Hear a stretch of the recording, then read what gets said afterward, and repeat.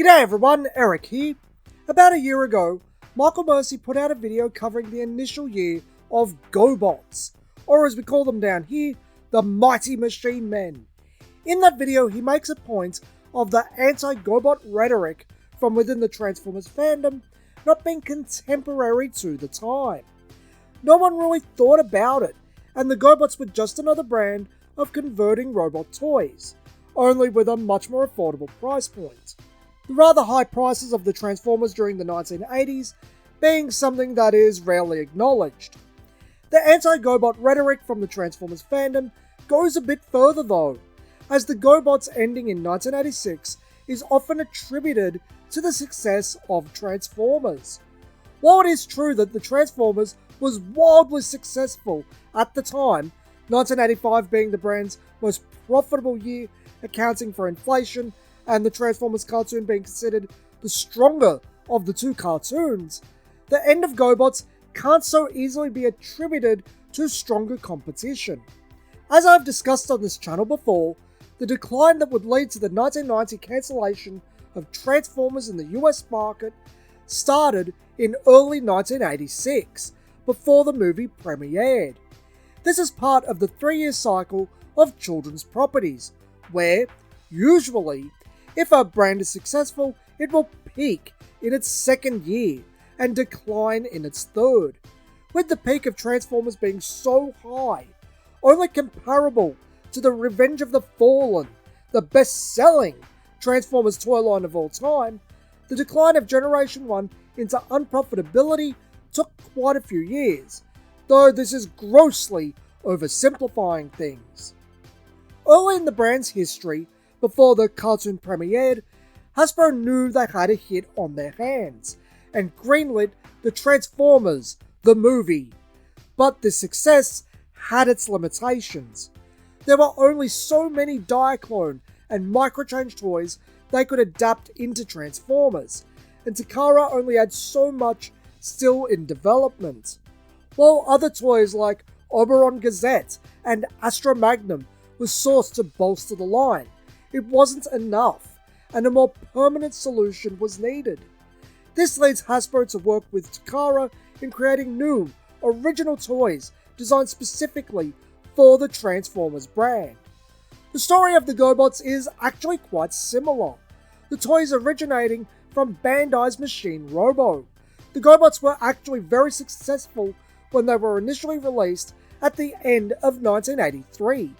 The novelty of converting robot toys, sturdy die-cast construction, and a wide variety of designs at an affordable price were all factors that contributed to the success of the GoBots brand. The price point, roughly that of a G.I. Joe action figure, is very notable, especially as we move into late 1984 and 1985. The vast majority of Transformers were gift toys due to their price point, something for birthdays or Christmas.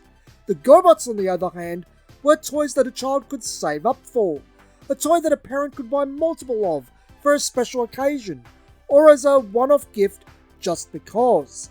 The affordability of the toy was how Poppy, later Bandai, marketed Machine Robo in Japan to much success, and Tonka saw the same success in the US market with GoBots. Tonka reported that toy sales for GoBots in 1985 exceeded $132 million, which is just short of $400 million today with inflation, and a figure that is further bolstered by licensing deals. The GoBots made up over half of Tonka's sales revenue for the year, and the brand was a massive success. This is indisputable. However, by 1986, just as Transformers sales started declining, so did those of GoBots, only much faster, down to just $25 million in sales for 1986, less than 20% of the prior year. 1986 also carries with it further similarities to Transformers. While Tonka had made toys for the GoBots line themselves, playsets, action feature heavy toys, and a series of promotional toys for Wendy's, they had no place designing the mainline toys, and they knew it. Instead, Tonka would commission Bandai to design toys exclusively for the GoBots brand, and Bandai would allow Tonka access to rejected Machine Robo concepts.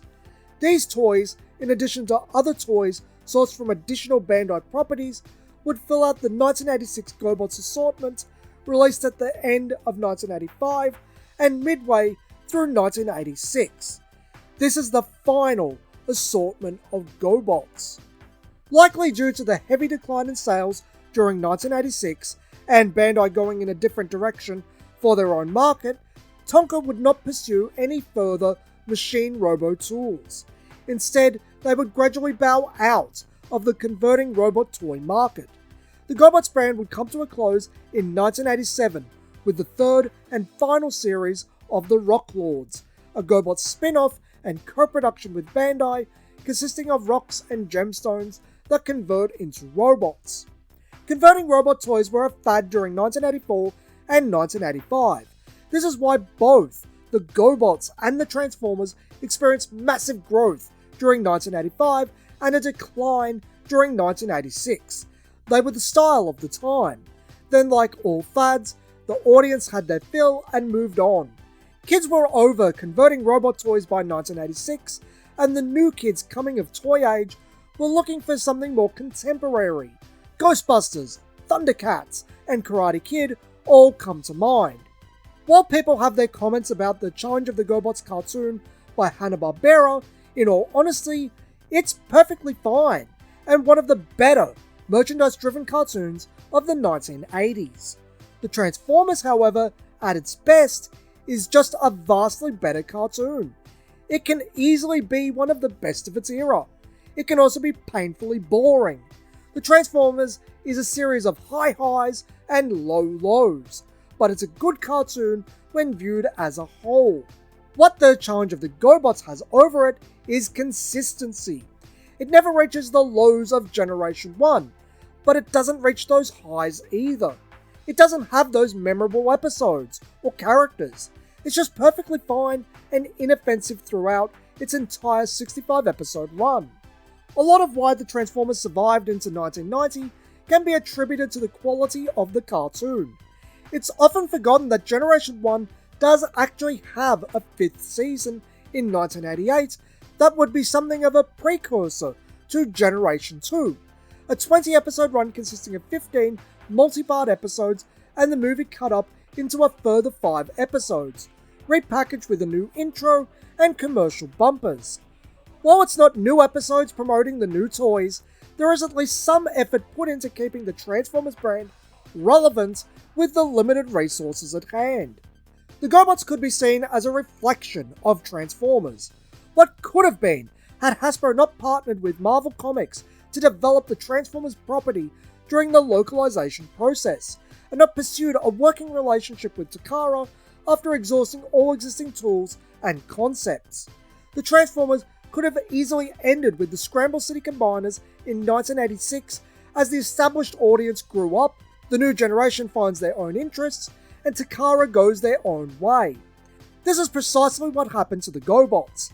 Contrary to popular opinion, the Transformers didn't kill anything. The GoBots just died a natural death. Did you grow up with the GoBots, and how do you feel about the property? Maybe you just appreciate those Machine Robo toys. Sound off in the comments. I still love my Crasher, Night Ranger, and Goodnight from Bandai's 1993 Machine Robo line. You know the drill. If you enjoyed today's video, be sure to give it a like, share it around, and subscribe for more Transformers, or should I say more converting robot toy content. It helps the channel continue. Till next time, friends, this has been Eric from Toys Down Under, and thanks for watching.